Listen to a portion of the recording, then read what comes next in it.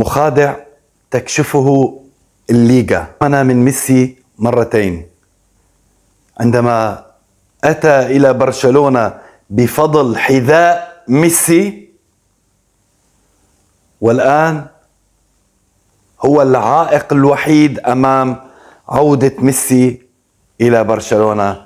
نتكلم عن لابورتا، الاسم المقرف. أخبرتكم من قبل إنه ميسي عنده استعداد يلعب مجاني لبرشلونة بس يعود وينهي مسيرته بالفريق اللي عطاه كل شيء.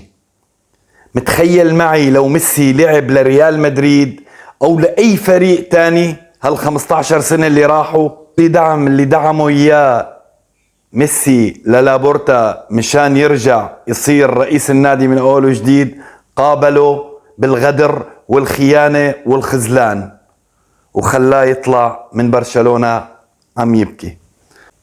ما يعني والله العظيم يا جماعة الواحد ما نعرفان يلاقي كلمات يوصف فيهم هالزلمة اللي هو حاليا أقذر مدير اجا على برشلونة بالتاريخ.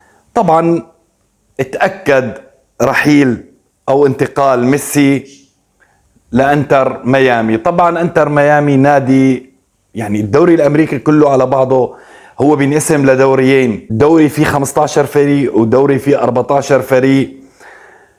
هالأفريقيا هي أصلا لا في حدا بيطلع ولا في حدا بينزل، وترتيب الميامي يمكن يا الأخير يا قبل الأخير.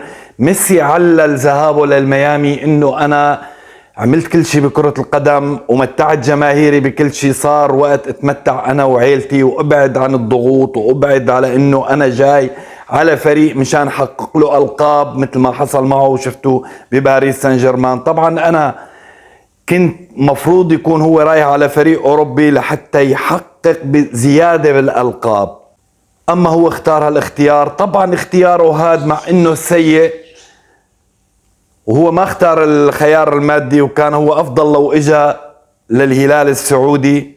أما هو لو شو ما اختار، حتى لو اختار إنه راح على اليابان أو على الصين أو على نيوزيلندا، أفضل من إنه يبقى مع نادي وضيع مثل باريس سان جيرمان، حتى لو إنه راح ياخد فيه ألقاب، حتى لو إنه شو ما كان يكون. وكلكم راح نقول لكم شو الامتيازات بالفيديو الآدمي اللي هو حصل عليها، طبعا من شركة أديداس، من كتير شركات، أسهم بالنادي، بعد ما يعني في شغلات كتيرة هو اتمكن من الحصول عليها بهالعقد. بنتمنى له التوفيق وبنتمنى للابورتا كل شيء سيء.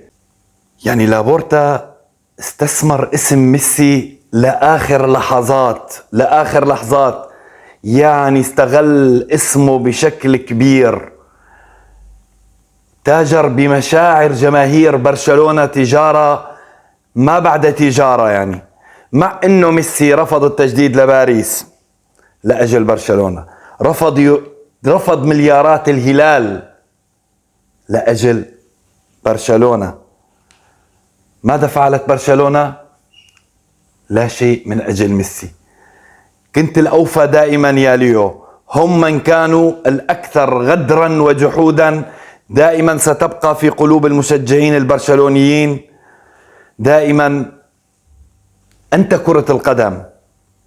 صدقني هذا انتر ميامي انا بعمري ما شفت له مباراة، مع انه كمان اغلب مبارياته بتلعب الساعة 4 الفجر و5 الفجر، بس صدقني مثل ما صرنا نروح نتفرج على نادي باريس سان جيرمان اللي كنا بحياتنا مو شايفين له مباراة غير اللي عملنا عليهم فيها الريمونتادا التاريخية، رح نضطر كرمال خاطرك نتفرج على انتر ميامي.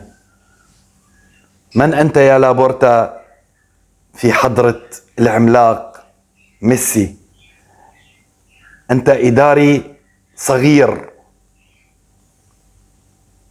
إداري غبي. هي آخر سنين لميسي بكرة القدم كان مفروض تنتهي في برشلونة.